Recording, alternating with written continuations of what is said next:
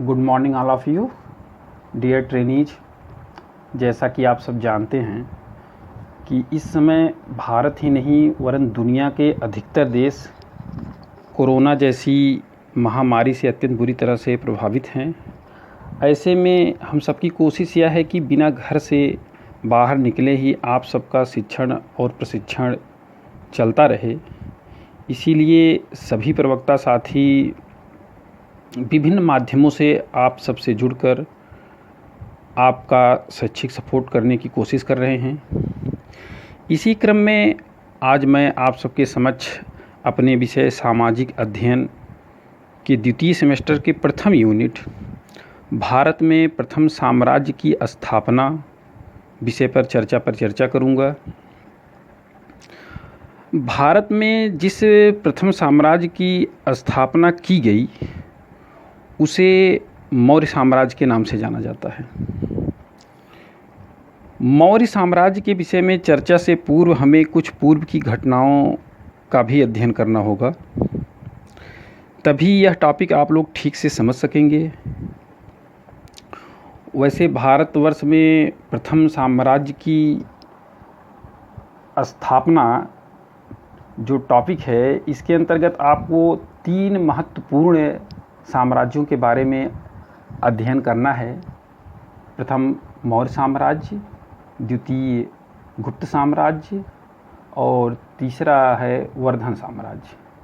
तो इसमें चूँकि हमको मौर्य साम्राज्य के बारे में शुरू करना है, तो मौर्य साम्राज्य भारत में प्रथम साम्राज्य था।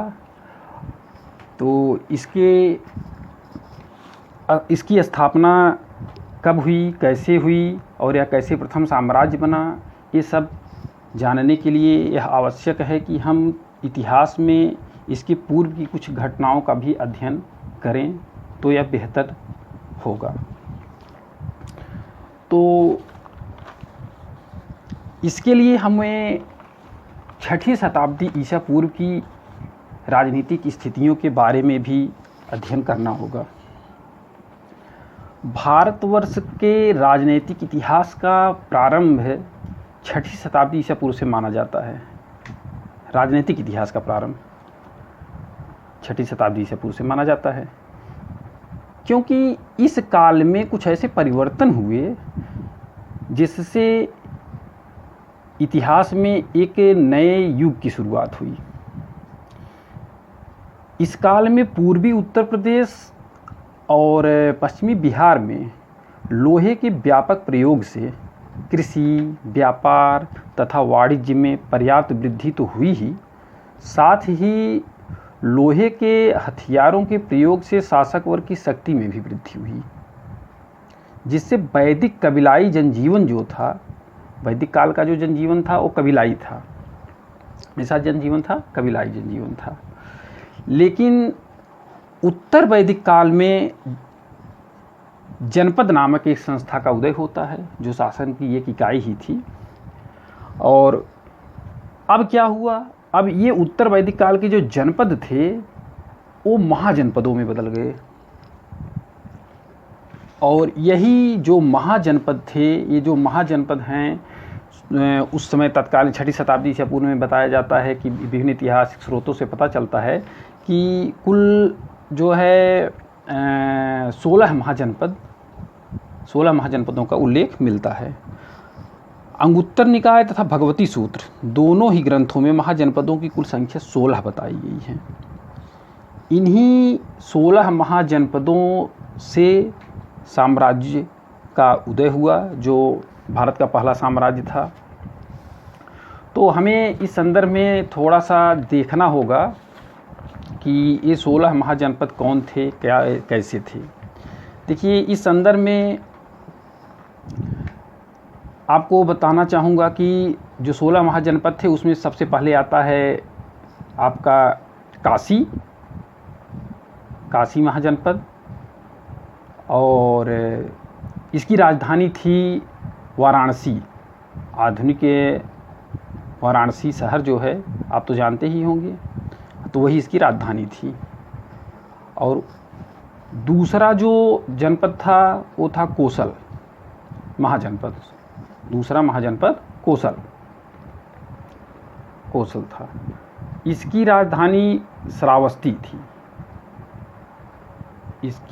श्रावस्ती थी और इसकी दूसरी राजधानी अयोध्या भी थी, क्योंकि कोसल को 2 क्षेत्रों में बांट दिया गया था।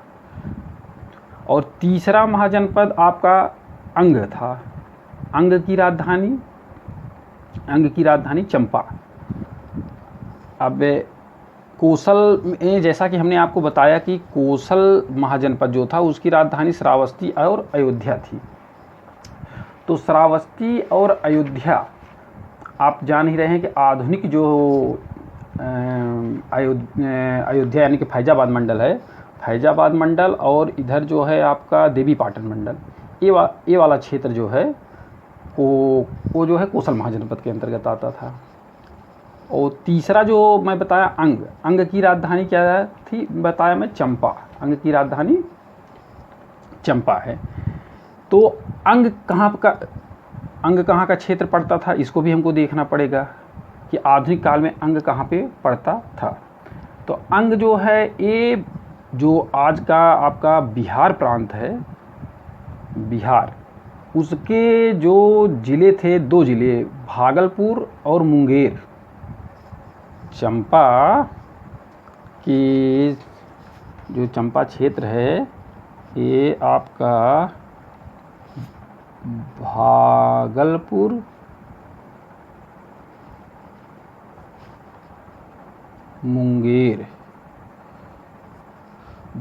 और मुंगेर ये एरिया आपका पड़ता है चंपा। और चौथा आपका था मगध। चौथा आपका क्या था? मगध साम्राज्य। चौथा मगध साम्राज्य था। इसकी राजधानी थी राजगृह। कहीं कहीं पे इसकी राजधानी गिरिब्रज में, पहले इसकी राजधानी गिरिब्रज ही थी, बाद में इसकी राजधानी राजगृह हो गई। इसी मगध के बारे में हम बाद में डिस्कस करेंगे, लेकिन अभी तो सबसे पहले हम महाजनपदों के बारे में चूँकि डिस्कस कर रहे हैं। और 5वां महाजनपद आपका था वज्जी। वज्ज की राजधानी थी वैशाली। वैशाली जो है ये भी बिहार में पड़ता है। आधुनिक जो बिहार प्रांत है वहीं पे इसकी उत्तरी बिहार का जो एरिया होता है, वैशाली में उत्तरी बिहार का जो उत्तरी हिस्सा है वो उत्तरी बिहार, यहाँ ये हिस्सा पड़ता है। वज्ज की राजधानी थी वैशाली। इसके साथ ही आपका 6ठा महाजनपद जो था वो मल्ल था। मल्ल जो है इसकी राजधानी कुशीनारा और पावा है। तो कुशीनारा और पावा थी। कुशीनारा ही आज कुशीनगर है। तो ये जो मल्ल क्षेत्र था ये गोरखपुर, देवरिया और कुशीनगर के क्षेत्र को कवर करता था। इसके साथ 7वें स्थान पर आप देखिए चेदी महाजनपद था। चेदी महाजनपद जो है आधुनिक बुंदेलखंड का क्षेत्र है। इसकी राजधानी सुक्तिमती थी। और 8वां महाजनपद आपका है वत्स महाजनपद के अंतर्गत इलाहाबाद वादा का क्षेत्र आता था। इसकी तात्कालिक राजधानी कौशाम्बी थी। कौशाम्बी आज भी इलाहाबाद के बगल में एक नया जिला बना हुआ है। 9वां महाजनपद आपका पांचाल है। ये पांचाल का जो क्षेत्र है ये आपका पूरा जो है बरेली मंडल का क्षेत्र पड़ता है। इसमें उत्तरी पांचाल था। उत्तरी पांचाल की राजधानी अहिछत्र थी और दक्षिणी पांचाल की राजधानी कामपिल्य थी। कामपिल्य फर्रुखाबाद वाला क्षेत्र पड़ता है। अहिछत्र जो है वो बरेली वाला क्षेत्र है। 10वां जो महाजनपद आपका था वो था मत्स्य की राजधानी विराटनगर थी। और ये मत्स्य क्षेत्र राजस्थान के आधुनिक जो राजस्थान राज्य है वहाँ पर पाया जाता था। और इसके अंतर्गत जो है मत्स्य राज्य के अंतर्गत वहाँ राजस्थान का जो क्षेत्र पड़ता था वो 2 ज़िले हैं महत्वपूर्ण। एक है आपका अलवर और दूसरा भरतपुर। तो मत्स्य के अंतर्गत कौन कौन से ज़िले आते हैं राजस्थान के? अलवर और भरतपुर। 11वां जो महाजनपद है वो आपका सूरसेन महाजनपद था। इसकी राजधानी मथुरा थी। और इसमें आधुनिक जो ब्रज क्षेत्र है वो सूरसेन महाजनपद के अंतर्गत आता था। 12वां जो महाजनपद आपका है असमक, यह 16 महाजनपदों में से असमक जो है एकमात्र महाजनपद था जो दक्षिण भारत में स्थित था और यह गोदावरी नदी के तट पर महाराष्ट्र में स्थित था। इसकी राजधानी थी पोटली। 13वां महाजनपद आपका है अवंती। अवंती जो है मालवा का क्षेत्र, अवंती के अंतर्गत, अवंती महाजनपद के अंतर्गत मालवा का क्षेत्र आता था जो राजस्थान और मध्य प्रदेश के पास में का जो सीमावर्ती क्षेत्र है वहाँ पे आता है। इसका भी 2 हिस्सा था, उत्तरी अवंती की राजधानी थी उज्जैनी, जबकि दक्षिणी अवंती की राजधानी थी माहिष्मती। तो इस तरह से जो है अवंती का महाजनपद था। फिर आप 14वां जो आपका महाजनपद है वो है गांधार। गांधार महाजनपद की राजधानी थी तक्षशिला। यह आज पाकिस्तान का जो रावलपिंडी क्षेत्र है उसके आसपास ये क्षेत्र स्थित था। 15वां महाजनपद आपका था कंबोज। इसकी राजधानी थी हाटक। ये जो कंबोज का क्षेत्र था ये कश्मीर, जो आज कश्मीर है वहाँ के आसपास का क्षेत्र कंबोज कहलाता था। 16वां और अंतिम महाजनपद था कुरु महाजनपद। इसकी राजधानी इंद्रप्रस्थ इसकी राजधानी थी और इसमें जो है आपका आज का हरियाणा का जो दक्षिणी हरियाणा है उसका दक्षिणी पूर्व हरियाणा का क्षेत्र और मेरठ जो उत्तर प्रदेश का मेरठ वाला हिस्सा है वो इसके अंतर्गत आता था। तो इस प्रकार जो है 16 महाजनपद 6वीं शताब्दी ईसा पूर्व में थे। इन 16 महाजनपद में 4 महाजनपद ऐसे थे जो अत्यंत शक्तिशाली थे। 4 महाजनपद अत्यंत शक्तिशाली थे। एक इसमें से था मगध, दूसरा था कोसल, तीसरा था आपका वत्स, और वत्स कहाँ ये है, और चौथा था आपका अवंती 13वें नंबर पे है। 4 महाजनपद जो है ये अत्यंत शक्तिशाली हुआ करते थे। इन 16 महाजनपद में से 2 महाजनपद वज्जी और मल्ल में गणतंत्रात्मक शासन व्यवस्था थी। वज्जी और मल्ल, बाकी सब में राजतंत्रात्मक सत्ता थी।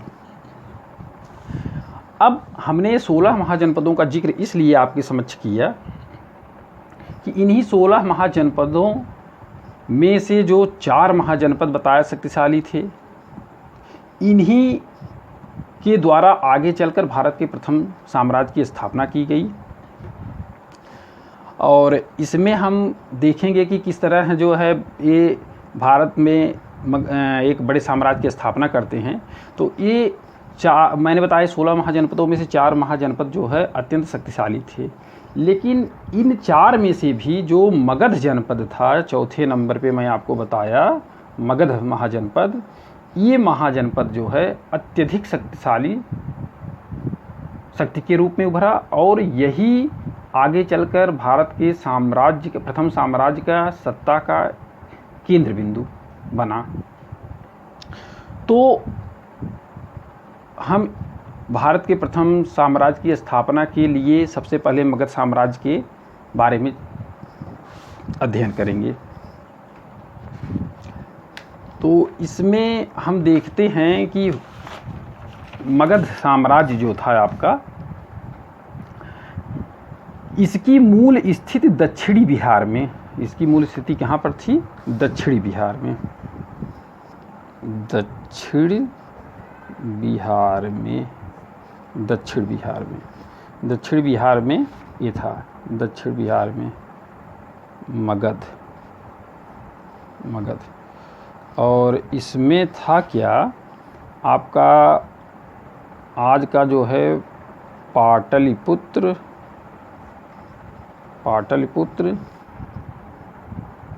गया, ये 2 जिले मगध में आते थे। आज जो ये पाटलिपुत्र और मगध है, इसकी प्रारंभिक राजधानी जो है गिरिब्रज थी, बताया था अभी। प्रारंभिक राजधानी गिरिब्रज थी, बाद में इसकी राजधानी राजगिरी हो गई। ठीक।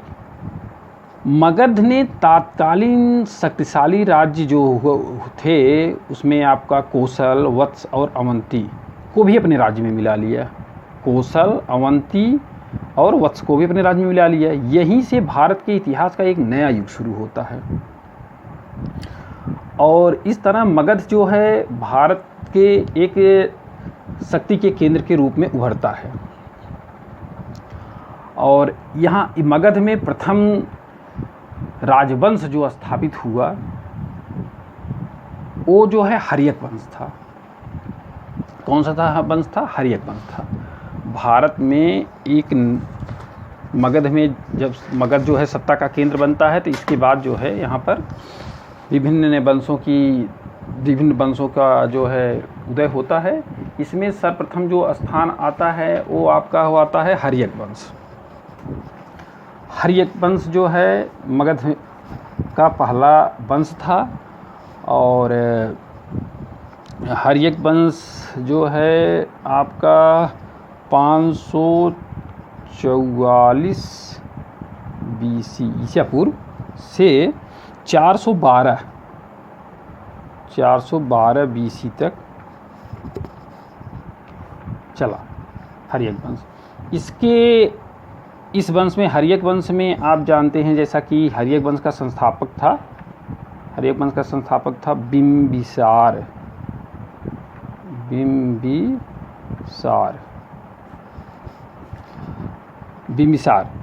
और इसका शासनकाल था 544 BC से 492 BC तक। 492 BC तक बिंबिसार का शासनकाल था। इसके बाद इसमें बिंबिसार के बाद जो है दूसरा शासक जो आता है वो अजातशत्रु था। अजातशत्रु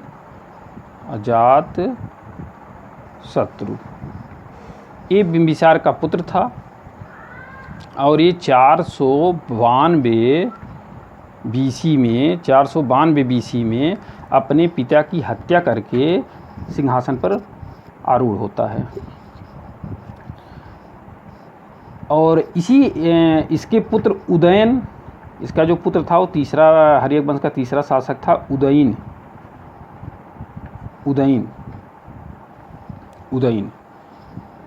यह भी अपने पिता की हत्या करके गद्दी पर को प्राप्त करता है 460 BC में। 460 BC में। इस प्रकार आप देखेंगे हर्यक वंश जो था मगध का प्रथम वंश जो था वो हर्यक वंश था जो 544 ईसा पूर्व से 412 ईसा पूर्व तक शासन किया था। इसमें प्रमुख रूप से 3 शासक हुए थे, बिंबिसार, अजातशत्रु, उदयन। बिंबिसार की हत्या करके अजातशत्रु गद्दी प्राप्त करता है और अजातशत्रु की हत्या करके उदयन। इसलिए इस वंश को पितृहंता वंश भी कहा जाता है। हाँ, इसमें बिंबिसार ने कुल देखिए इस तरह से आपने 52 साल शासन किया था। और फिर अजातशत्रु ने 32 वर्ष तक शासन किया। और उदयन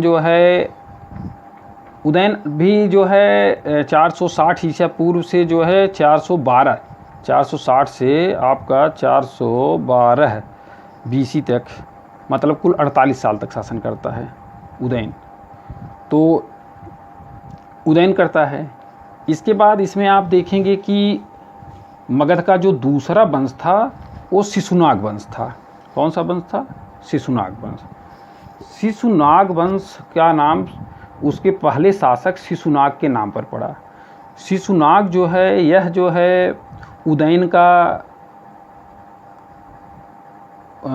की हत्या करके, जो उदयन जो है हर्यक वंश का अंतिम शासक था उसकी हत्या करके गद्दी प्राप्त करता है।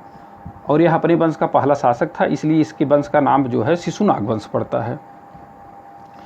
तो शिशुनाग वंश में मुख्य रूप से आपके 2 ही शासक हुए थे शिशुनाग वंश में। एक तो शिशुनाग स्वयं था। कौन था? शिशुनाग। और दूसरा आपका था काकवर्ण या कालाशोक। काकवर्ण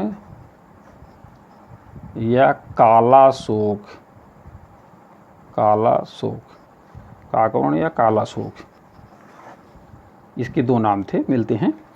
और इसके बाद जो है शिशुनाग वंश में काकवर्ण के बाद भी इसके जो दूसरा शासक था काकवर्ण या कालाशोक, इसके पुत्रों के द्वारा कुछ दिन तक शासन किया गया था। इसके बाद भी लगभग 22 वर्षों तक इनके काकवर्ण के पुत्रों ने शासन किया था। इसके बाद आप देखेंगे कि मगध का जो तीसरा वंश था वो एक नंद वंश था। नंद वंश, नंद वंश की स्थापना जो है कुछ जगह पर महानंदिन नामक शासक का उल्लेख मिलता है, जबकि कहीं कहीं पर महापद्म नंद। तो इसका जो शासक था उसको हम कह सकते हैं, ज़्यादातर स्रोतों पर महापद्म नंद ही नाम मिलता है, कहीं कहीं पर महानंदिन मिलता है। महापद्म नंद, पद्म नंद, महापद्म नंद, महापद्म नंद ये अपने वंश का जो है संस्थापक था। और इसने जो है नंद वंश की स्थापना 344 ईसा पूर्व में किया था। नंद वंश की स्थापना कब किया था? 344 ईसा पूर्व, 344 ईसा पूर्व उसमें इसने शासन किया था। 344 ईसा पूर्व से 323 BC तक नंदवंश की सत्ता थी। महापद्म नंद इसका पहला शासक था। महापद्म नंद के पास जो है घनानंद जो है शासक बनता है। और इस तरह आप देखेंगे कि नंदवंश ने कुल 21 वर्ष तक शासन किया था।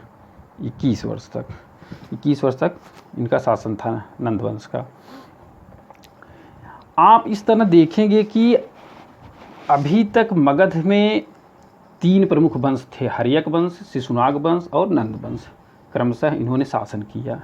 नंद वंश में 323 ईसा पूर्व तक नंद वंश में का शासक रहता है। घनानंद इसका शासक था। आपने पढ़ा होगा कि 326 ईसा पूर्व में सिकंदर भारत पर आक्रमण करता है, ठीक। और उस समय घनानंद भारत का शासक था, मगध उस समय जो है भारतवर्ष में मगध जो है एक सत्ता के केंद्र के रूप में उभर रहा था। और मगध का उस समय जो शासक था वो जो है घनानंद था।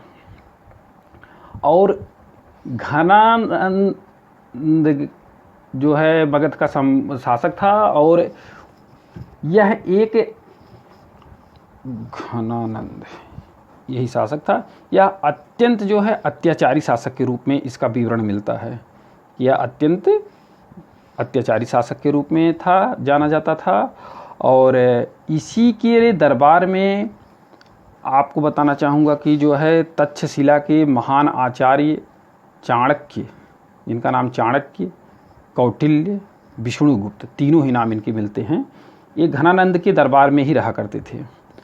और कहा जाता है कि घनानंद के द्वारा चाणक्य का जो है, कौटिल्य का जो है अपमान किया गया था।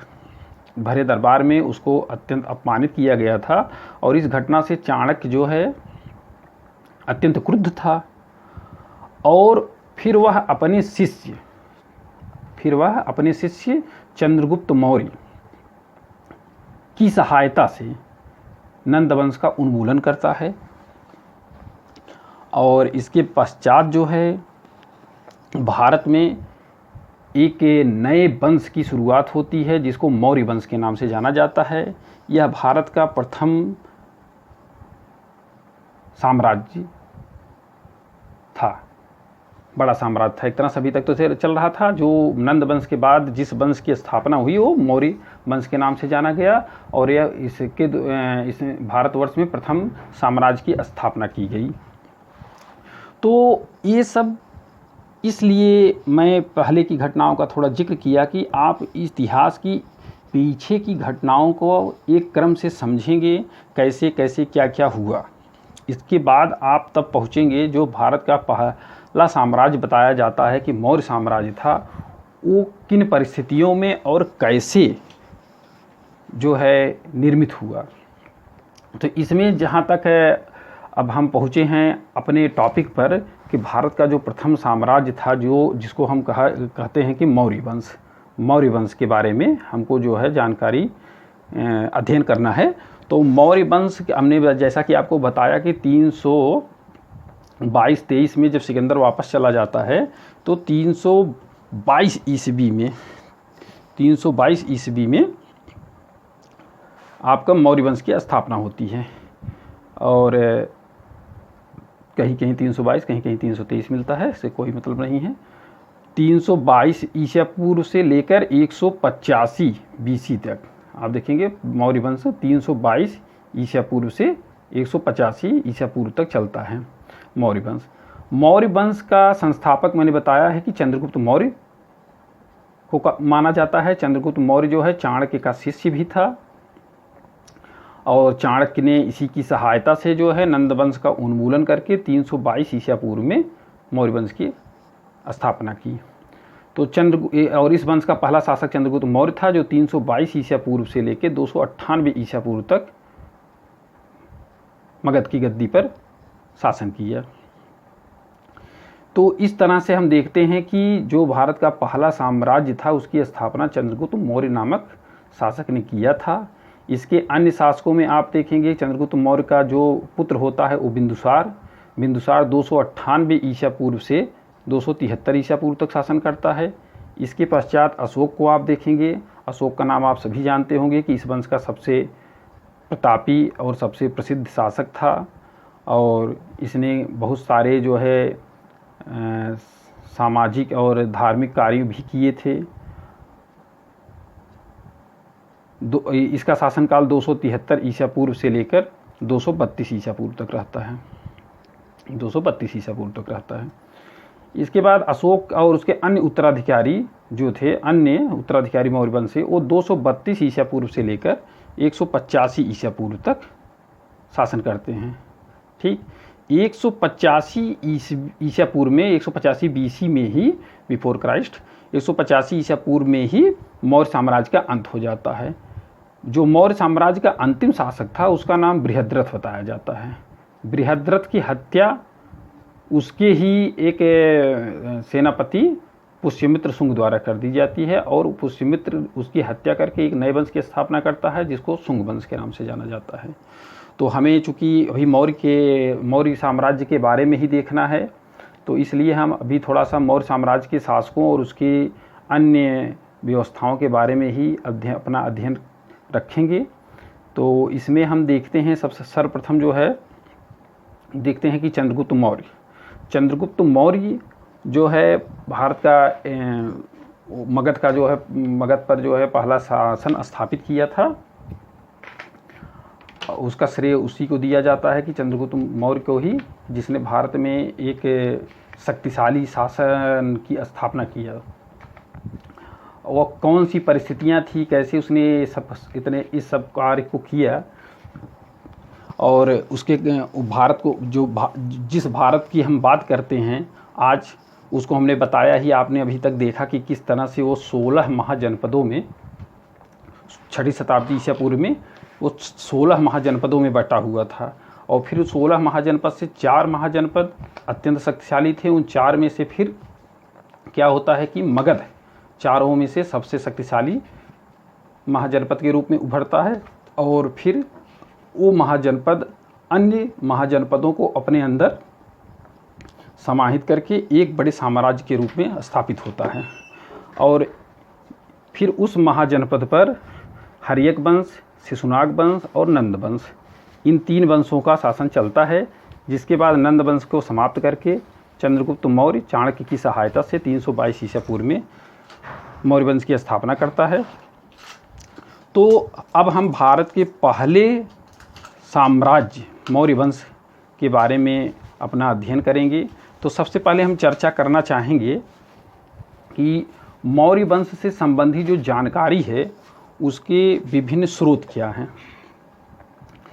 अगर हम इसके विभिन्न स्रोतों पर अध्ययन करें तो हम देखते हैं कि इसके जो मौर्य वंश का इतिहास है उसको जानने के जो विभिन्न स्रोत हैं उसमें आप देखेंगे, एक तो आपका अर्थशास्त्र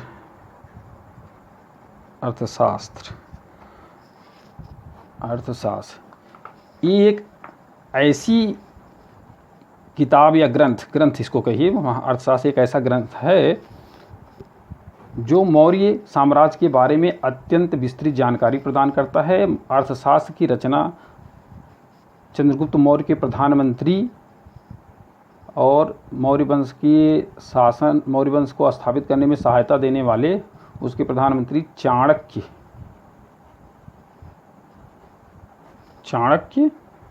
या कौटिल्य के द्वारा लिखी गई थी। अर्थशास्त्र, इससे मौर्य वंश के बारे में हमको पर्याप्त जानकारी मिलती है। इसके अतिरिक्त जो है पुराण भी इनके बारे में जानकारी देते हैं। और एक किताब है मुद्रा राक्षस किताब से भी, मुद्रा राक्षस जो किताब थी इसकी, मुद्रा राक्षस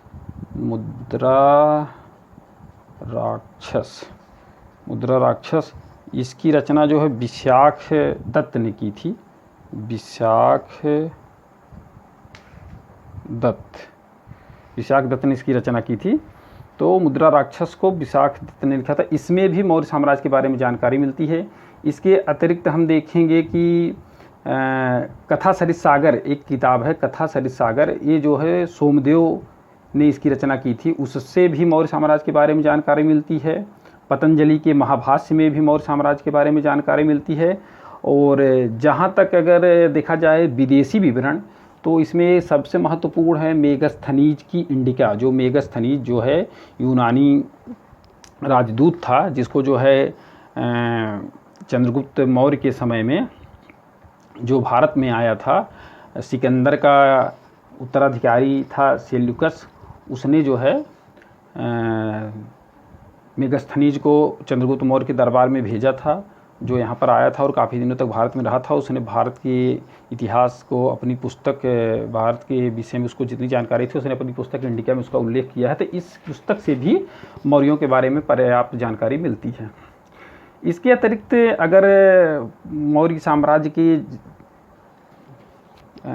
इतिहास के से संबंधित अन्य जानकारी के लिए हम अशोक के अभिलेखों पर भी निर्भर हैं। अशोक के अभिलेख से भी मौर्य साम्राज्य के विषय में काफ़ी जानकारी मिलती है।